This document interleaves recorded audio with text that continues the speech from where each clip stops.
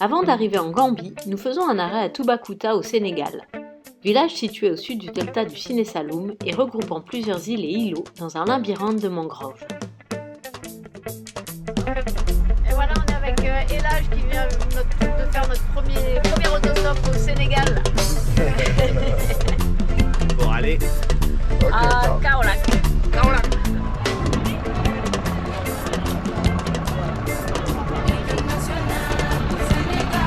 Bon, nous, on va pas prendre ces bus-là, on va plutôt essayer de faire de l'autostop.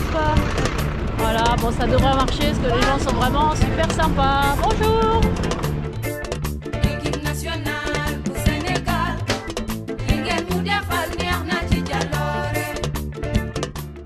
Mamadou se rend au mariage de son neveu et c'est avec lui que nous ferons une grande partie du trajet.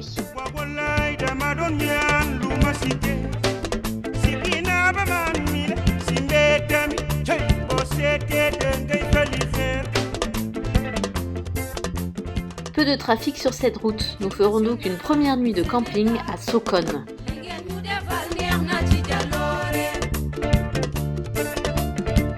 Alors François, cette première nuit de camping au Sénégal? Super sympa l'endroit, paradisiaque, mais c'est sans compter la présence de l'imam.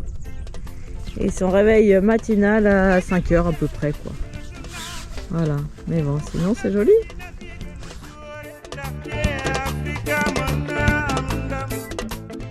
Le lendemain, nous nous arrêtons à Toubacouta où nous déambulons dans le marché aux couleurs vives, reflétant la richesse des cultures africaines à travers les magnifiques tissus traditionnels.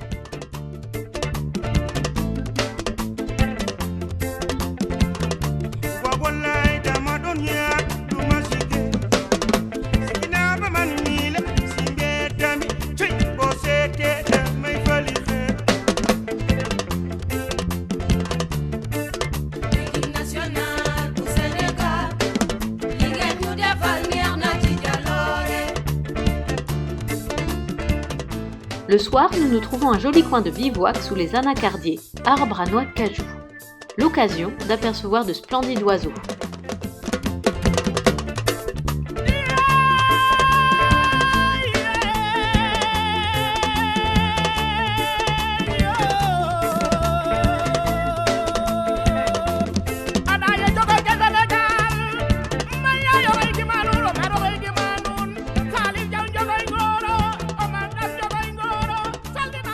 Direction la Gambie aujourd'hui, voilà, sauf qu'il n'y a pas beaucoup de trafic de véhicules personnels, donc voilà. On va voir combien de temps on met pour arriver jusqu'au ferry. Ce sera finalement rapide, car nous trouverons 2 Gambiens qui retournent au pays. Ils nous aideront à traverser la frontière et prendre le ferry pour Banjul, la capitale gambienne. La Gambie est un pays complètement enclavé dans le Sénégal et s'étirant sur plus de 320 km le long du fleuve éponyme. Avant la colonisation, la Gambie faisait partie de l'empire du Mali et commerçait comme le Sénégal avec l'Afrique du Nord. Le commerce d'esclaves était déjà monnaie courante. Puis le Portugal et le Royaume-Uni se succédèrent pour en faire une colonie. Ici, on parle donc en anglais, mais aussi différentes langues comme le Wolof, commun avec le Sénégal. Le ferry permet à des milliers de gens de rejoindre chaque jour la capitale Banjul pour y travailler. 5 km et 40 minutes de navigation séparent les 2 embarcadères. On pourrait aussi prendre des pirogues, mais c'est un peu plus compliqué pour le débarquement et notamment pour les bagages. Ici encore, la gestion des déchets est plus qu'un problème.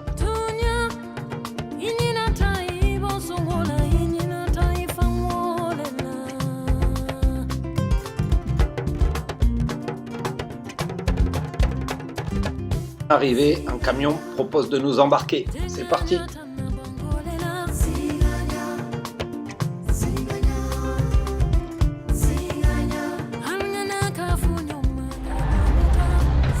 voilà, on est en Gambie, sur l'avenue des États-Unis.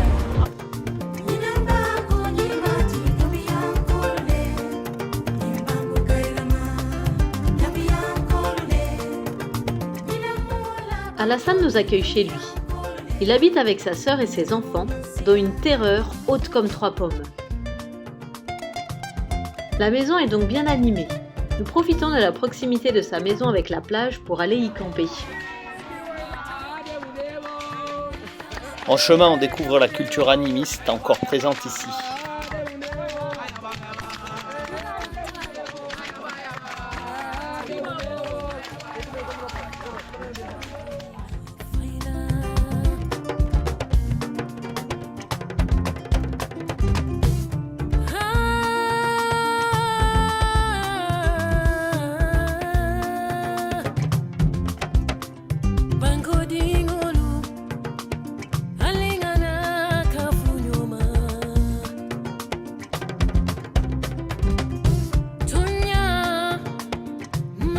Le lendemain, nous rejoignons la maison d'Alassane.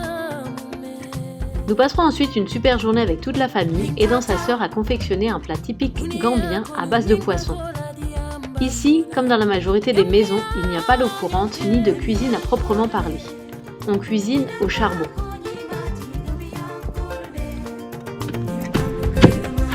And so it's for the fish.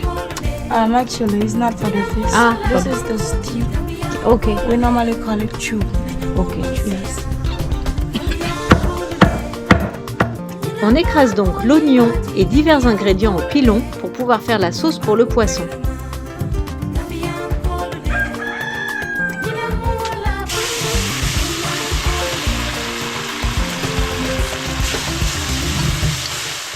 On est avec Alassane et on va manger un bon plat que ça nous a fait sa sœur. C'est du poisson local. On part ensuite avec lui se promener dans les champs. Alassane nous explique qu'ici, ils appartiennent généralement aux femmes. Elles se font parfois aider par des Maliens quand elles le peuvent financièrement. Les champs ne sont pas irrigués, il faut donc aller manuellement chercher de l'eau au puits. Tâche épuisante.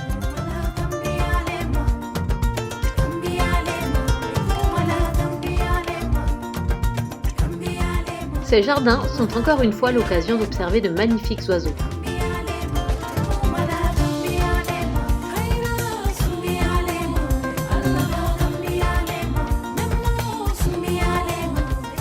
Nous passons ensuite aux plages de Sanyang, mais c'est surtout la lagune qui nous intéresse.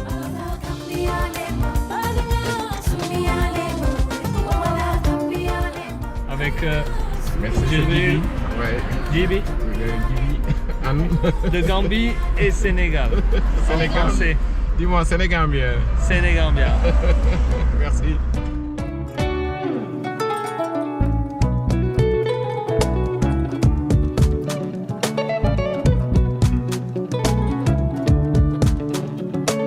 Yo, alalega kelo ke sabarlaye.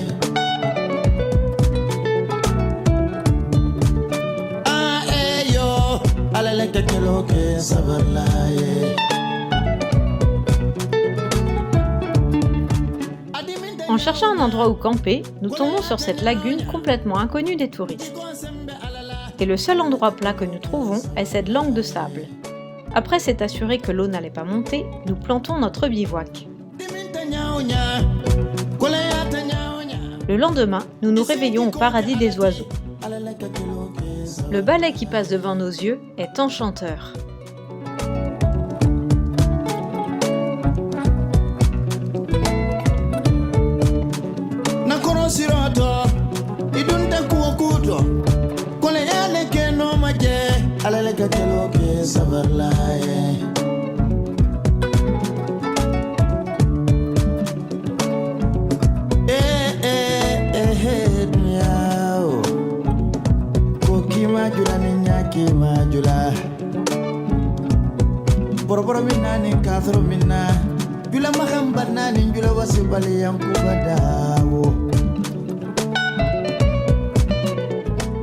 La seule ombre à ce tableau est le vent de sable qui sévit depuis 2 jours par ici, empêchant le soleil de briller.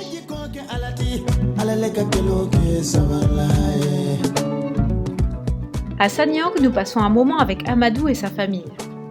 Il habite avec ses parents, ses 6 autres frères et sœurs, dont 2 sœurs qui ont elles-mêmes un tout jeune bébé chacune. Ah ouais, il y a François qui prépare de l'eau pour sa douche. Avec l'eau du puits. Ah, tu mets l'autre en même temps. You put the other one. Yeah, that's So I how I can. do. You know when you remove this one, Yes. the other one also will be. Ah. Ah, yeah. And this. So I have one at the bottom. Water is coming, water is coming. Water is coming.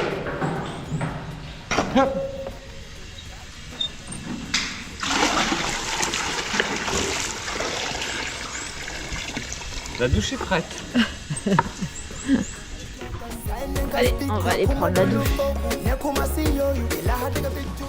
Malgré leurs modestes revenus, cette famille accueille généreusement des voyageurs. Nous sommes vraiment touchés par leur gentillesse.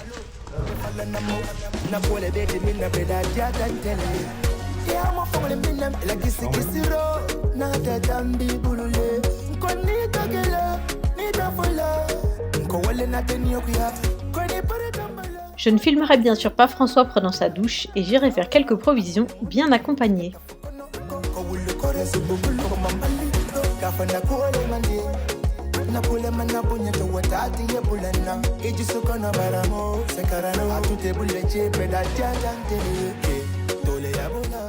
Nous quittons cette joyeuse et grande famille pour nous replonger dans le tumulte de la ville et dans nos aventures en autostop pour rejoindre à nouveau le Sénégal et sa zone sud, la Casamance. I get a million,